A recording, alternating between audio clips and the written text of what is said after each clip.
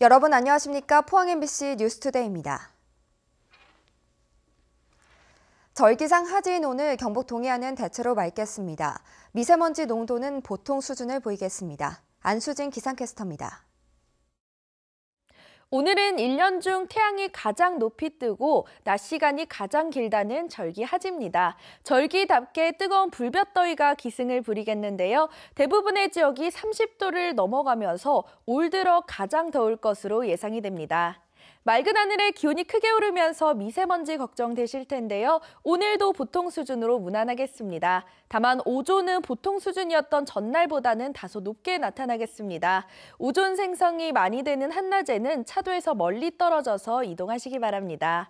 오늘도 볕이 강하게 내리쬐면서 자외선 지수 매우 높은 단계까지 오르겠고요. 식중독 지수 역시 경고에서 위험 단계로 높겠습니다. 음식물 섭취 시 각별한 주의가 필요하겠습니다. 자세한 지역별 날씨 알아보겠습니다. 오늘 대체로 맑겠습니다. 낮 기온 울진 27도, 영덕 30도, 포항이 31도, 경주가 32도입니다. 울릉도와 독도도 낮부터 맑겠습니다. 낮 기온 울릉도 25도, 독도 22도입니다. 동해상은 구름 조금 낀 가운데 당분간 안개가 곳곳에 짙게 끼겠습니다. 바다의 물결 동해 전해상에서 최고 1.5m로 일겠습니다. 주말까지는 무더운 날이 이어지겠고요. 다음 주 초에는 장마전선의 영향으로 비가 내리겠습니다. 날씨였습니다. 현 7대 포항시 의회가 어제로 사실상 의정 활동을 마무리하면서 차기 8대 의원들의 권한을 침해하는 회의 규칙안을 통과시켰습니다. 시장이 하도록 돼 있는 시정 질문 답변을 공무원도 할 수 있도록 나눈 것인데 10명의 민주당 의원들이 들어오기도 전에 이들의 권한을 서둘러 차단한 것 아니냐는 비판이 일고 있습니다. 보도에 김기영 기자입니다. 이번 지방선거에 불출마한 이동걸 의원은 시정 질문 때 정책적인 답변은 시장이 하고 이외 사항은 관계 공무원이 하도록 회의 규칙 일부 개정안을 마지막 임시회에 냈습니다. 소장파 의원들은 법제처 법률 검토가 필요한 사안이라며 8대 의회로 넘겨 심도 있게 논의해 봐야 한다고 반대했습니다. 지방자치법에 어긋날 수 있다. 그래서 이것들을 회의 규칙에 명시하고 있지 않습니다. 정책적인 사안이란 판단이 우리 의원이 하는 거 아니잖아요. 답변하는 사람, 그러니까 시장이 답변하는 사람이 이게 정책이 사안 같으면 내가 하고 아니라고 판단하면 해당 국장한테 넘기겠다 이 이야기잖아요. 하지만 다선급 의원들은 문제가 있으면 8대 의회에서 또 바꾸면 된다며 표결을 강행했습니다. 각 국장들, 우리가 공무원들, 전문 지식을 가지고 있는 분들 또 활용하는 방안도 좋다. 저는 이렇게 보고 있기 때문에 시장이 답변하는 사안하고 관계국장이 세부적으로 이렇게 답변했는데 그 차이가 어디 있습니까? 결국 본회의에서 표결에 붙여졌고 찬성 19, 반대 4, 기권 5표로 가결됐습니다. 정말 필요한 개정안이었다면 7대 의회 4년 동안 얼마든지 바꿀 수 있었는데 회기 마지막 날에 통과시킨 이유가 무엇인지 의문입니다. 앞으로 포항시장은 시의원들의 시정 질문 내용에 따라 답변을 가려서 하고 곤란한 질문은 간부 공무원에게 떠넘겨 방패막이로 악용할 수도 있습니다.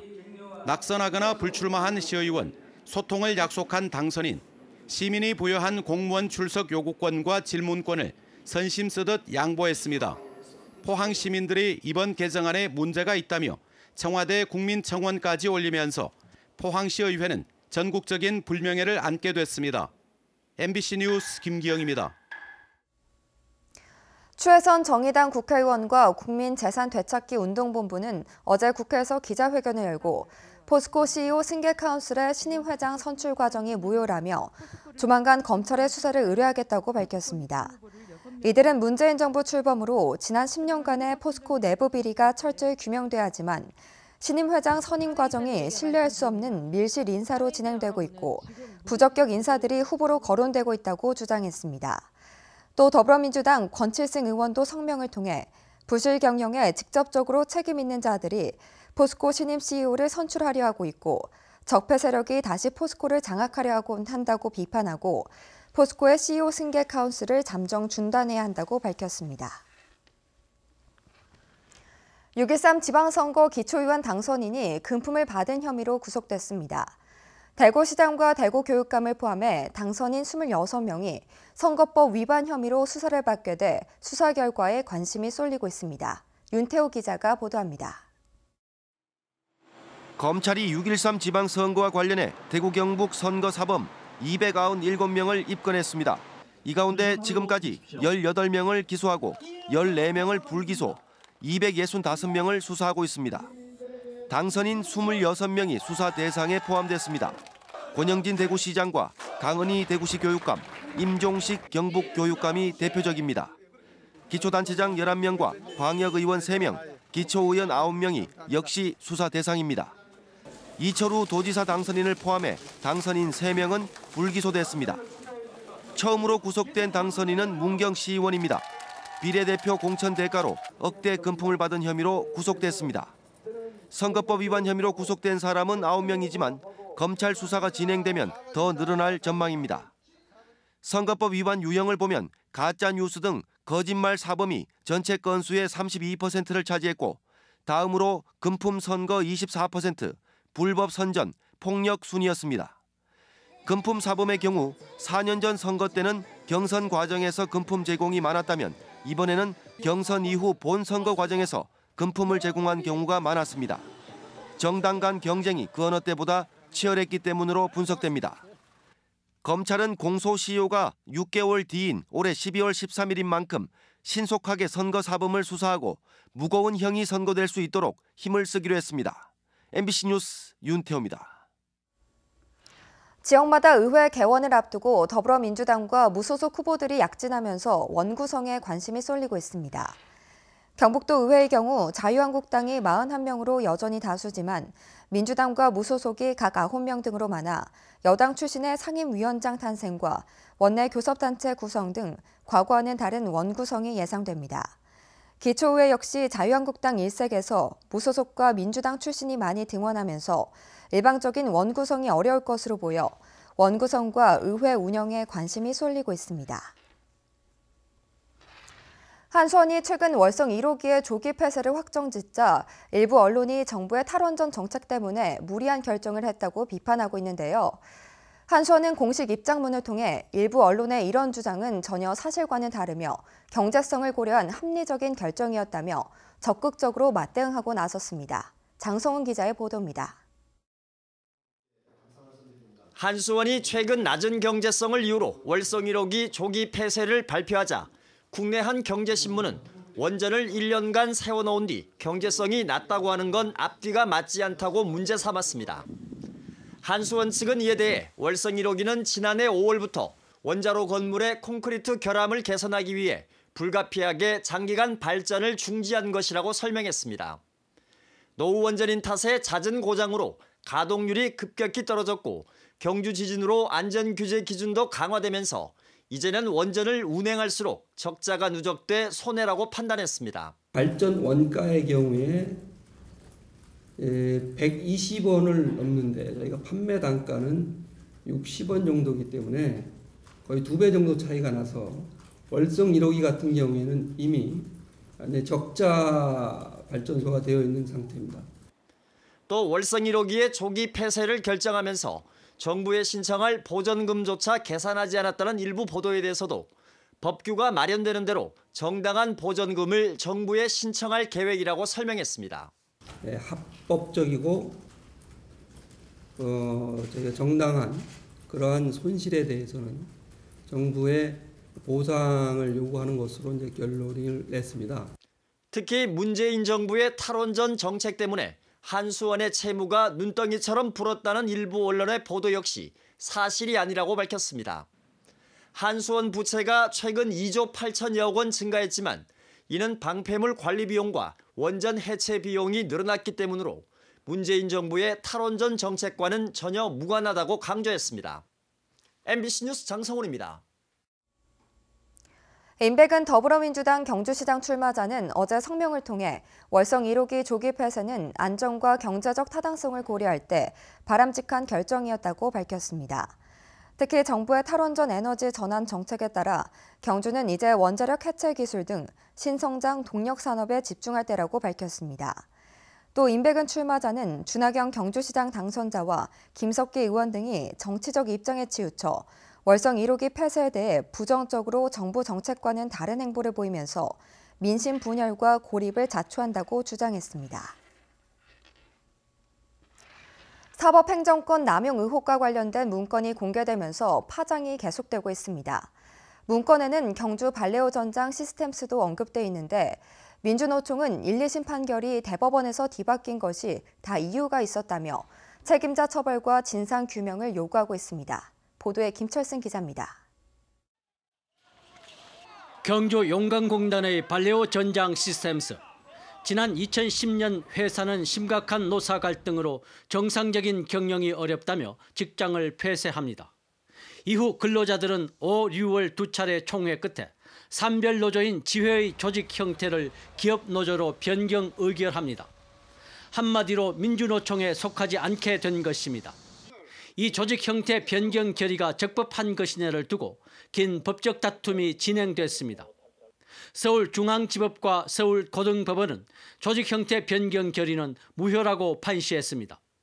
그런데 양승태 전 대법원장 시절 대법원 전원합의체는 원심을 뒤집고 사건을 서울고등법원으로 파기환송했습니다. 민주노총은 이 과정에 강한 의혹을 제기하고 나섰습니다. 최근 공개된 정부 운영에 대한 사법부의 협력 사례 문건에 발레오 전장 시스템스도 들어있을 뿐 아니라 선고 전이었다며 책임자 처벌과 진상 규명을 촉구했습니다. 대법원까지 가세했다는 믿기 어려운 일이 현실로 드러났다. 대체 이게 나라냐? 국가폭력과 노조 파괴의 진상을 명백백백히 밝혀라. 또 부당 노동 행위를 한 회사 대표가 걸맞는 책임을 지지 않고 있다며 엄정한 사법권을 주문했습니다.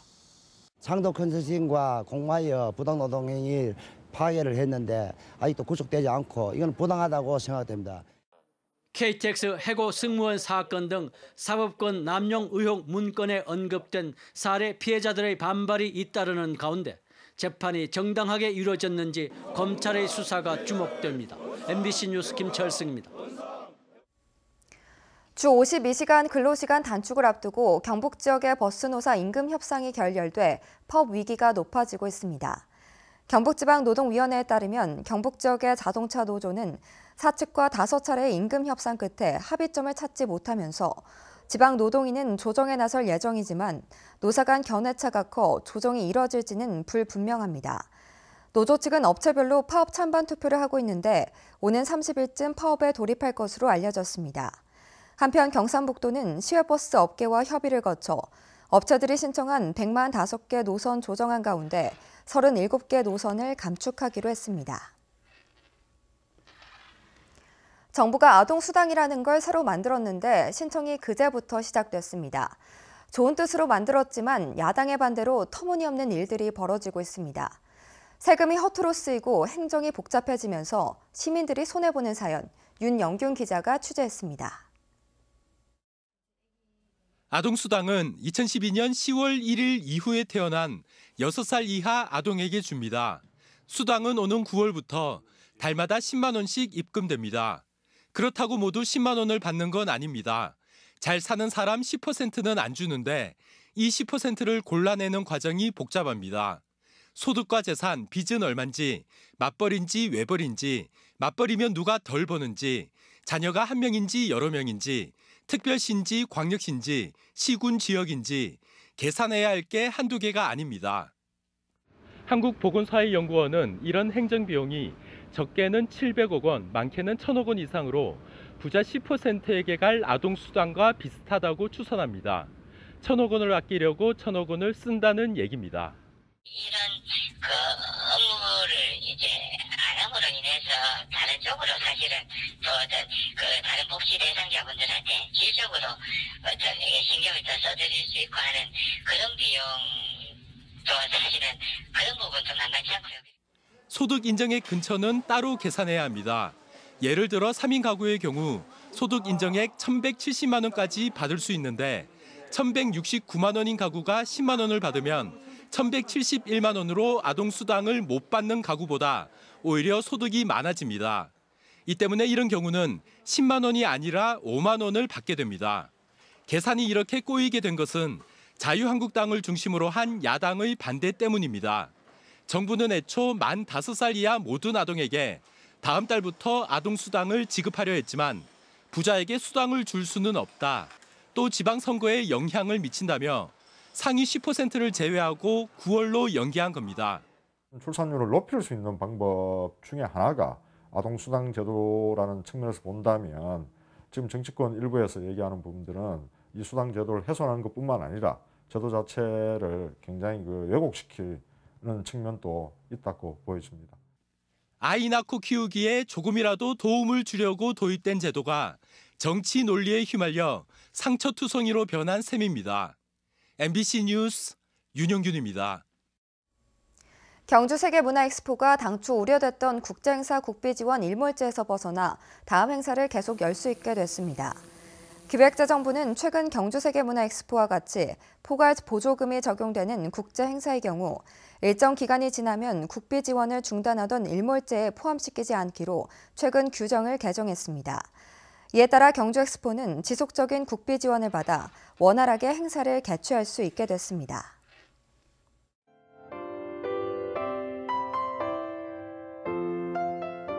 오늘은 1년 중 태양이 가장 높이 뜨고 낮 시간이 가장 길다는 절기 하지입니다. 절기답게 뜨거운 불볕더위가 기승을 부리겠는데요. 대부분의 지역이 30도를 넘어가면서 올 들어 가장 더울 것으로 예상이 됩니다. 맑은 하늘에 기온이 크게 오르면서 미세먼지 걱정되실 텐데요. 오늘도 보통 수준으로 무난하겠습니다. 다만 오존은 보통 수준이었던 전날보다는 다소 높게 나타나겠습니다. 오존 생성이 많이 되는 한낮에는 차도에서 멀리 떨어져서 이동하시기 바랍니다. 오늘도 볕이 강하게 내리쬐면서 자외선 지수 매우 높은 단계까지 오르겠고요. 식중독 지수 역시 경고에서 위험 단계로 높겠습니다. 음식물 섭취 시 각별한 주의가 필요하겠습니다. 자세한 지역별 날씨 알아보겠습니다. 오늘 대체로 맑겠습니다. 낮 기온 울진 27도, 영덕 30도, 포항이 31도, 경주가 32도입니다. 울릉도와 독도도 낮부터 맑겠습니다. 낮 기온 울릉도 25도, 독도 22도입니다. 동해상은 구름 조금 낀 가운데 당분간 안개가 곳곳에 짙게 끼겠습니다. 바다의 물결 동해 전해상에서 최고 1.5m로 일겠습니다. 주말까지는 무더운 날이 이어지겠고요. 다음 주 초에는 장마전선의 영향으로 비가 내리겠습니다. 날씨였습니다. 네, 이상으로 포항 MBC 뉴스를 마칩니다. 여러분 고맙습니다.